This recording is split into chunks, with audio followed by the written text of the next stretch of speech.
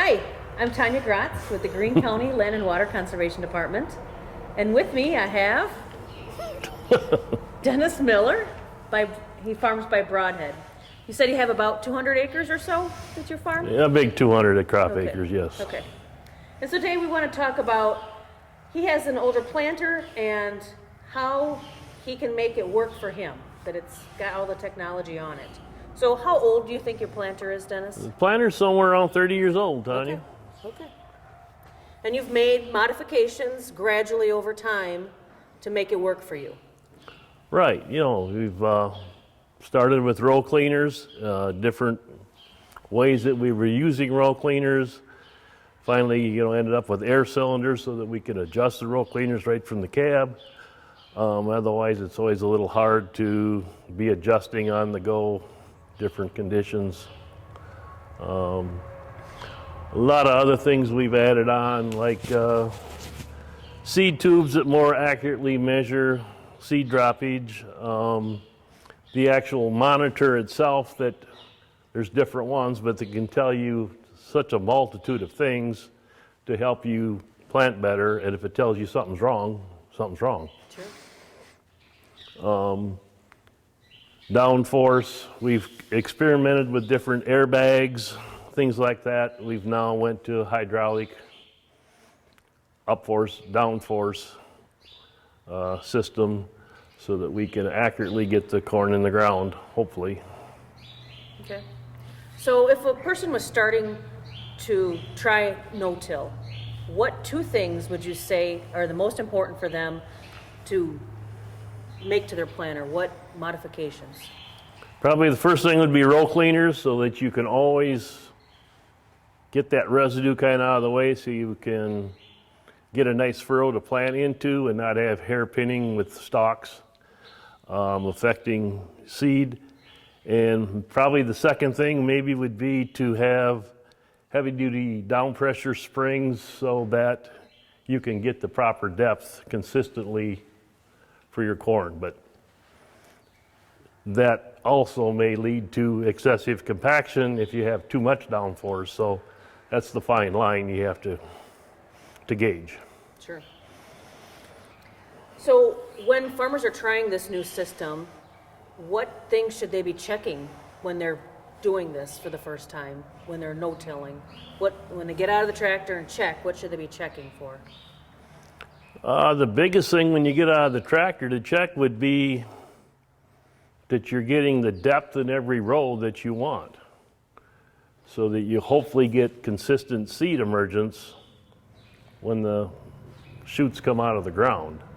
So you need to get out and dig and make sure that hopefully every row is planting at the depth you want, 2 inches or whatever.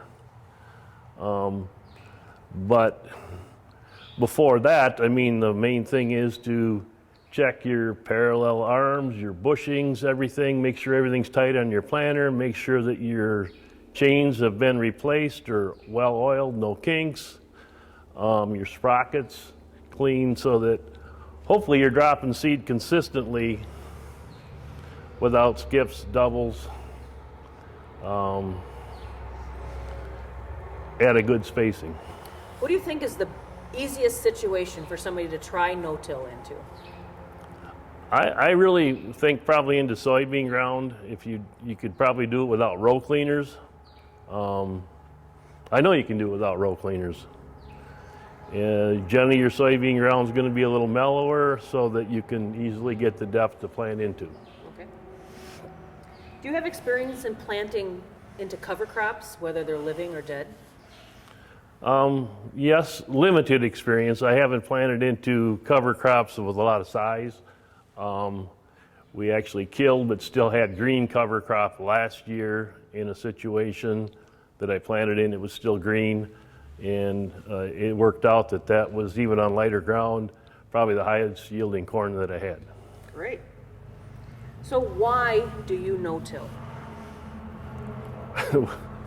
Well, I go back to the story years ago. I started no-tilling when I milked cows, and I took care of cattle, and corn wasn't worth any money.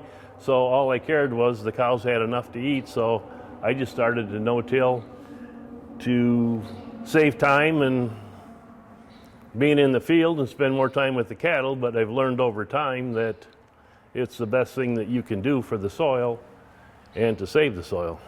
Sure, great. If you could add something to your planter, what would you add? Like I say, I've added most everything that I really can. I probably should go back maybe to starter fertilizer, might give me a good bang for the buck. It would be more money to spend, but. Sure. Why do you have this planter? Would you trade for a new planter if you could, or would you keep this one?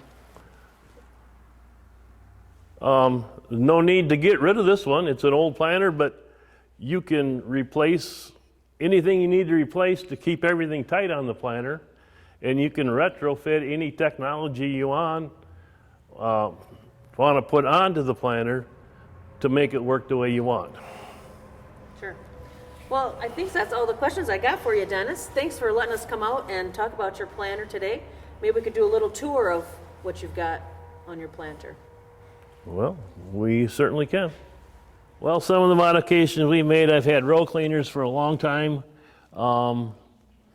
We've actually went now to air cylinders so we can control how much downforce to clean a row or even raise them right off the ground to plant if we don't need them. I put on different gauge wheels. These are called Mudsmith. They actually don't plug up in wet conditions or certain ground conditions like the other ones. Obviously, every year we check our opening discs, make sure they're adjusted properly. Also,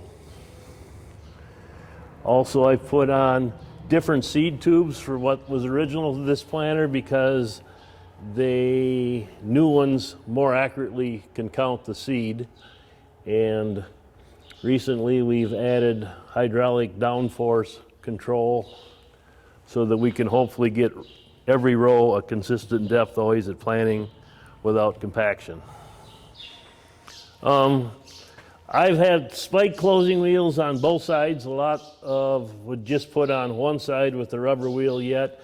There's a lot of different configurations and newer style closing wheels in this that might actually be better. This is what I've been running. I'll probably keep these till they wear out.